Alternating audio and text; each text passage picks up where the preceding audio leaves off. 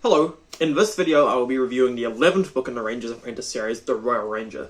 And just for clarity, this could either be the 11th book in the Ranger's Apprentice series or the first book in the New Beginning sort of series. I think that's what it's been called. I saw it on the internet.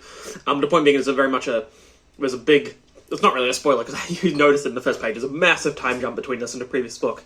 So it really is kind of it's technically book 11, but it really is there's a sort of a big gap between book 10 and book 11.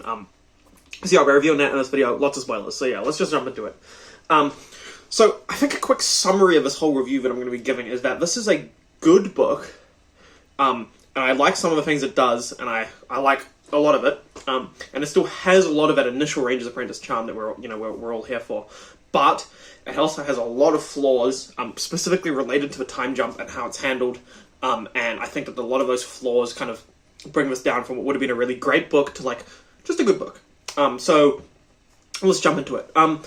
First I really want to explore this time jump and sort of some of the issues it creates or whatever. So we have approximately, so Empress of Nihonja ends with Horace and Cassandra agreeing to get married, Horace and Evelyn agreeing to get married, and that's how the book ends. They're on the ship sailing home and they're agreeing to get married. Then this next book starts with their 15-year-old daughter, going around exploring and stuff. So we know that we had a time jump of at least 15 years. Now, if we assume that Evelyn got pregnant, or Cassandra got pregnant after they got married, let's just assume that, just to be nice. Let's assume they weren't bonking before a proposal. Then we can assume that it's at least 15 years and 9 months. But now we think it takes about 3 months to organize a royal wedding. And, obviously a lot of people don't have kids immediately after they get married. So let's say, it took them 3 months to conceive a child, 3 months to get married, 9 months for birth, and in 15 years for her to become 15. We're looking at about 16 years, maybe 17 years between these two books, right? So it's a long time between these books. And I think that it sort of feels very out of nowhere. Because the Empress of Nihonja, it kind of ends the same as every other Ranger's Apprentice book. There was no big sort of conclusion to any big arc. It was just a small kind of self-contained story with no real big connection to the whole Ranger's Apprentice as a whole. So, you kind of assume when a series sort of takes a big time jump, like the sort of series sort of ends, so to speak, there's going to kind of be a big conclusion to the whole sort of series, not just like a conclusion to a single book, and so we never get that, so there's no indication to a reader that this time jump's going to happen in the next book. You're kind of just assuming you're going to start, whatever it is, a few months later, just like all these books normally go. So that's my first problem with time jump, is that it's out of nowhere. There's no indication that it was going to happen, and there's no necessary specific reason why it should have happened. So that's my first issue with it. The second issue I have with it is I think that it creates a lot of issues and kind of the motivations of the characters and stuff, because there's a lot of tell, not show. And that's always been a thing that's in the Ranger's Apprentice series, because it's obviously middle grade, young adult sort of book.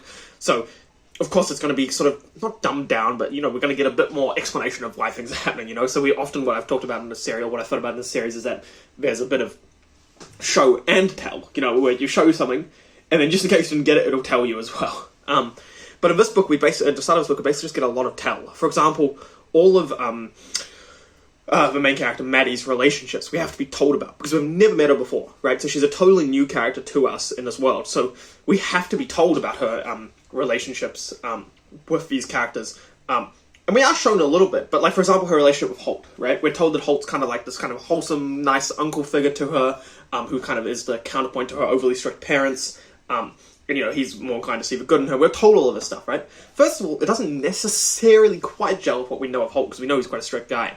But you can imagine how this would have developed. But there you go, you have to imagine how this sort of relationship would have developed, because you don't see any of it, because obviously there's this huge time jump, so we go straight from, these two are getting married to boom, this is their kid and she's 15, you know what I mean? We don't get to see how any of these relationships develop or anything.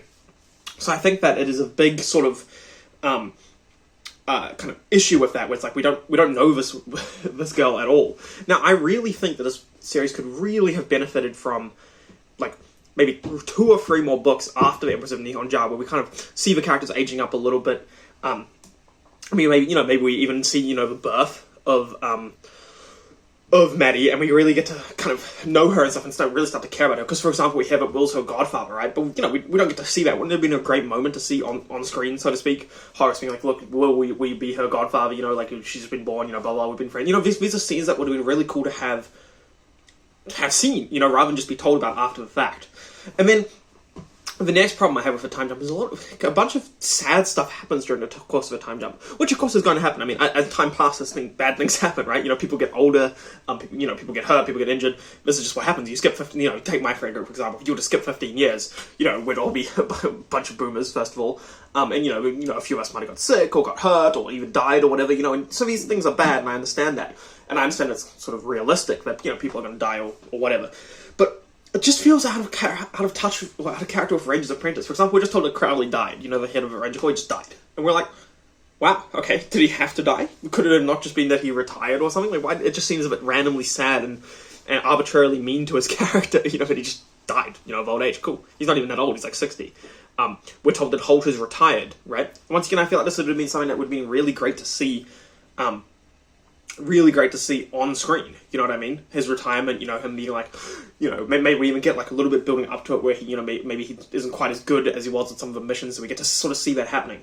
And we get told that King Duncan has, taken an injury, and now he's like bedridden and basically dying. And it's like, was that really necessary? And if it is necessary, couldn't we have seen it on screen? Might have even made a cool part of a book, to see that happening. But it's just kind of sad, this sort of stuff happening, and it just feels kind of pointless and out of nowhere that it just needed to be like that. It's like, oh yeah, Duncan, sorry bro, you're dying. It's like, oh, okay. And then, but I think that the biggest, and this is the issue that I have, talking about this book with my friends, I think it's the biggest issue that a lot of people have with it, and I can definitely understand it, which is that the whole thing with Alice is just, like, Alice just dies. Will's, love of his life just dies. Off screen, dies horribly. She burns to death. And it totally changes Will's character. We don't get to see any of it on screen. And even if we did get to see it on screen, we might not even like it because it's just so dark for Ranger's Apprentice. If this was a Song of Ice and Fire, someone burns to death, you're like, cool, bro. I see that every day. Bring me something new. But in this series, it just feels very out of place and very just random to happen during a time jump. So now we come back to Will, who, we just ended the last book. Will's happy, he's having a great time, he's just very successful, everything's going great, and it's like, next book, boom, 15 years time jump, time skip, the love of his life is dead, he's really sad, he's like a totally grim-faced figure, and he's really depressing, and you're like, oh my god, like, where did this come from? So, like I said, if I were to kind of try and maybe make a suggestion that could have fixed this, I really think the series could have gone with between 1 and like 5 books extra between this time jump to make it not really a time jump. Maybe you skip, a couple of years between each book and you really just see what's happening. And I really think also we could have perhaps done something different than having to kill Alice. I don't know what exactly, I'm not an author, but it just felt wrong to me. With that said though, I've been ranting for ages about this time jump, and I think that that's basically the only main flaw of the story. I think that everything else in the story really works. So if you can, in fact, I think, imagine if you'd never read Ranger's Apprentice before, you just start this book. I actually think this book might actually work quite well for you, because first of all, you wouldn't notice the time jump, because it's just your first book, so you wouldn't know where we were before.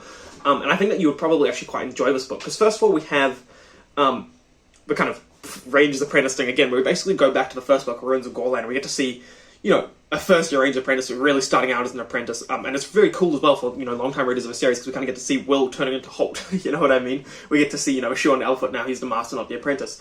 I think it really works, and I think it's really fun to spend some time exploring that. So I think that's really cool, and it's just really cool to see Will being like, oh yeah, I remember doing that, and I remember Holt doing that. So I think that really works. I think that the mission they go on at the, it takes up sort of the second half, because the first half of the story is basically, or I say the first fifth of the story is, they'll explain the time jump, and then the next 4/5 are basically Will dealing with Maddie as an apprentice, kind of generic slice of life apprenticey stuff, and then the last half of the book, I just kicked the door there. The last half of the book is Will and Maddie going on sort of a mission, right? And I definitely think that the mission works well. I think it's kind of, the villains are scary enough without being, overly, like, comically evil or anything. They're basically kidnapping kids to sell them into slavery, which is pretty evil, but they're not, like, moustache twirling or anything, I think that works. So, I think that we kind of have, I think it works, like, the book as a whole, outside of the time skip stuff, I think works. We have, Will becoming a master rather than the apprentice, teaching a new character who, Maddie actually works quite, I think she's quite a cool character, to be honest, and it's fun to see her little arc over the course of a book. She starts off, because she's a princess, super self-obsessed, self-absorbed, basically a bit of a bitch, and then she kind of becomes much more sort of caring about others, understanding her place as a, like, her responsibilities, and it's just, I think it works really well. And so, I think that if I were to I won't delve too much into the plot of the second half of the book, where they're dealing with the band of child snatchers, because it's kind of simple and it's pretty standard Ranger Apprentice stuff. Where we go after the bad guys, shoot them with bows, and kill them, and it's all Gucci. But I think that this book, the kind of a summary, and I said it at the start and I'll say it again, is that this book is good except for where it's bad. As in, the actual Ranger's Apprentice stuff is cool. Maddie being Will's apprentice is cool. But I really think the time skip was unnecessary. And if it was necessary, say you're John Flanagan, you're the author, and you're like, Michael, no, this time skip was 100% necessary, we needed to do this, then I really think it could have been handled a bit differently. And I don't think we needed to kill Alice necessarily. I just think that was not great. But once we've done the time skip, we have a cool Ranger's Apprentice mission, we have a cool apprentice learning stuff, and it's fun. So yeah, I guess you can kind of tell I've got very mixed sort of emotions regarding this book. I think that overall I would still recommend it if you're into Ranger's Apprentice. It is just the next book in the series, and I don't think it's so bad. There's some series where the next book is so bad, you're just stop there. You know what I mean? Just never read the next one. It's not that bad, but I will say that it is a bit of a shock as a Ranger's Apprentice fan, as someone who's very committed to these characters, to kind of see them sort of handled like this. But yeah, it's still Ranger's Apprentice, it's still fun, it's still good, but it's just, it's a bit different. But yeah, thanks very much for watching, I hope you enjoyed this review. I'm really excited to get into the next Ranger's Apprentice book, which is the first one that I have, because up to here this has all been a reread for me, but last time I reread the series, I didn't get up to this next book, so this next book will be the first kind of new Ranger's Apprentice for me in a very, very long time, since I was 10. So, yeah, very excited. Sweet, thanks very much for watching, and have a great day.